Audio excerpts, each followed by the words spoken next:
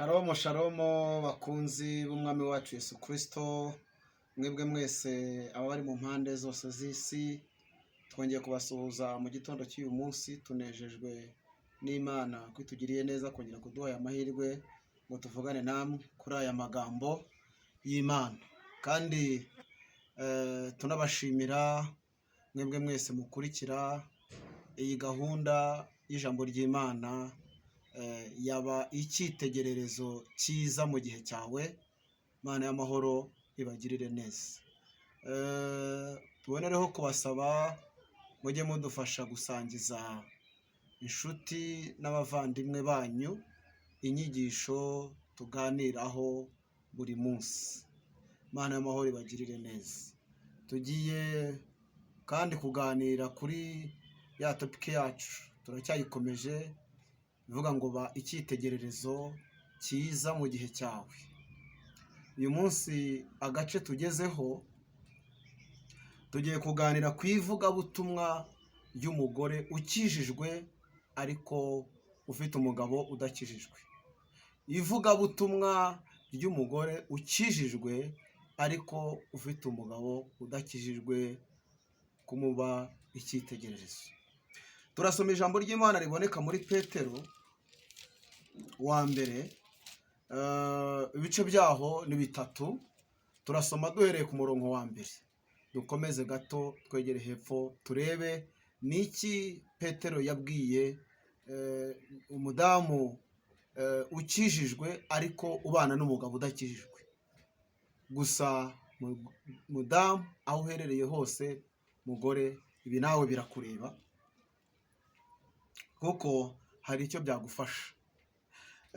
Ijambo ry'Imana riravuga ngo, murongo wa mbere avuga ngo, namwe bagore nuko mugandukire abagabo banyu, kugira ngo nubwo abagabo bamwe batumvira ijambo ry'Imana, bareshywe n'ingeso nziza z'abagore babo, nubwo baba ari nta jambo bavuze. 2, babonye ingeso zanyu zitunganye zifatanije no kubaha Imana yacu ihabwa icyubahiro.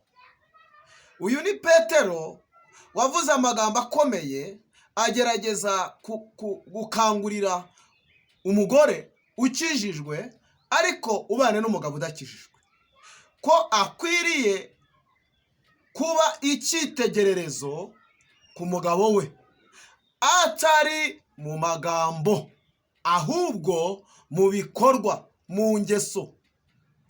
Nawe mudamu uri munyumva uyu munsi, ndagusaba kugira ngo ube icyitegererezo mu rugo wubatsemo, ube icyitegererezo ku mugabo wawe. Umugabo wawe ntabwo akeneye ko umusomera amagambo yo muri Bibiliya ngo umubwirize ngo muri Matayo no muri Luka no muri Yeremiya, ahubwo wowe wabisomye bikaba byarakugiyemo biguhindure, wowe ugenda umuhinduza ingeso nziza zo muri Kristo Yesu wamenye. Umubere icyitegererezo mu bikorwa, mubere icyitegererezo mu ngeso, mubere icyitegererezo mu mirimo mukorera ya buri munsi. Izina ry'Imana yacu rihabwa icyubahiro. Ijambo riravuze ngo, namwe bagore nuko mugandukire abagabo banyu. Umurimo wa mbere, ivugabutumwa rya mbere ugomba kumubwiriza ni ukumugandukira. Ivugabutumwa rya mbere ugomba kumubwiriza ni ukumugandukira. Yaba ari uko ushaka, yaba atari uko ushaka, hari impamvu Imana yabahuje. Irashaka ko wowe umubera umubwiriza, ukamubwiriza udakoresheje Bibiliya, ahubwo ukoresheje ivugabutumwa ryitwa kumugandukira. Icyo gikorwa cyitwa kuganduka ni ivugabutumwa rizatuma akwigiraho icyitegererezo cy'ingeso nziza wavomye muri Kristo Yesu. Imana yacu ihabwa icyubahiro. 2, ijambo ryavuze ngo, kugira ngo nubwo abagabo bamwe batumvira ijambo ry'Imana. Arahari abagabo bamwe kuko ntiyaryumvira, atarizi ntiyaryumvira, atararyemeye ntiyaryumvira, atarakira Yesu Kristo nk'umwami n'umukiza we jambo ntiyaryumvira, Mwuka Wera ataramutahamo ntago yaryumvira. Ariko wowe warimenye rikaba ryaragucengeye, hinduka. Numara guhinduka umubere icyitegererezo. Icya mbere ijambo ryatubwiye ngo umugandukire mu byo ukora byose. Iryo reba ari ryo ribivuga butumwa aba ari kumubwiriza uyu munsi. Ubyige ubishyire mu bikorwa, umugandukire, hanyuma akura icyitegererezo cy'ubutumwa bwiza, akura icyitegererezo cy'ijambo wamenye akikuvomemo, bituma ashaka kumenya aho wavomeye. Niki gituma ngandukira cyane? Niki gituma cira bugufi cyane? Niki gituma nyumva? Niki gituma niki bituma ashakisha kumenya ikintu cyaguhinduye kumera gutyo, bitume nawe agira inyota yo gushaka kumera nk'uko umeze. Umubere icyitegererezo, umubere isomo ryiza, agusomemo agakiza, agusomemo izo ngeso nziza. Ijambo ry'Imana ryamanutse hepfo riratubwira ngo niyo abagabo bamwe batumvira ijambo ry'Imana bareshywe n'ingeso nziza z'abagore babo. Ufite izihe ngeso wa mudamu? Ese ni nziza? Zatuma umugabo wawe akurikira Yesu Kristo wamenye? Zatuma kwigiraho? Ni nziza cyangwa ni mbi? Mwabadamu mwe, mwababyeyi mwe, mwabagore mwe, ndagira ngo mbakangure mbibutse ko muri abavuga butumwa mu ngo zanyu. Niyo abagabo banyu baba badakijijwe, mumenye ko muri abavuga butumwa muzavugisha ubutumwa ingeso zanyu nziza, bigatuma abagabo banyu bahinduka, bakizera Yesu Kristo mwizeye, barehejwe n'ingeso zanyu nziza, barehejwe n'ingeso zanyu nziza. Ngo niyo abagabo bamwe baba batubaha ijambo ry'Imana, ngo nibabona ingeso nziza z'abagore babo bavomye muri Kristo Yesu, zibatere guhinduka. Imana yacu ni ishimwe cyane. Ijambo hepfo ngo nubwo baba ari nta jambo bavuze, haleluya, ahangaha haramfashije cyane. Ngo niyo yaba ari nta jambo uvuze wa mudamu, umugabo wawe utari wakira agakiza, utari wamenya Imana, utanubaha n'ijambo ry'Imana, arivome muri wowe kubera kumugandukira, kubera ingeso nziza wamugiriye, wamweretse, bitume nawe ubwe areshywa n'izo ngeso. Nta n'ijambo uvuze, atari ngombwa kuvuga, atari ngombwa kuvuga. Hari abamama benshi bakunda kuvuga, bavuga, ariko si cyo gikenewe cyane. Igikenewe Bibiliya itubwiye ni ukugira ingeso nziza. Izo ngeso zigatuma bareshywa nazo, bigatuma bizera Yesu Kristo wamenye.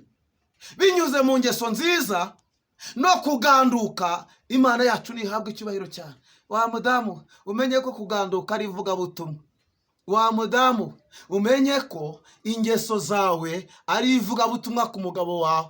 Nubwo yaba atubaha Imana, nubwo yaba adakijijwe, nubwo yaba atizera Imana, umenye ko birakureba. Ubimenye ko uri umuvugabutumwa. Ni wowe muvugabutumwa wa mbere w'umugabo wawe, ni wowe mwigisha wa mbere w'umugabo wawe, ni wowe cyitegererezo cya mbere cy'umugabo wawe, ni wowe azigiraho.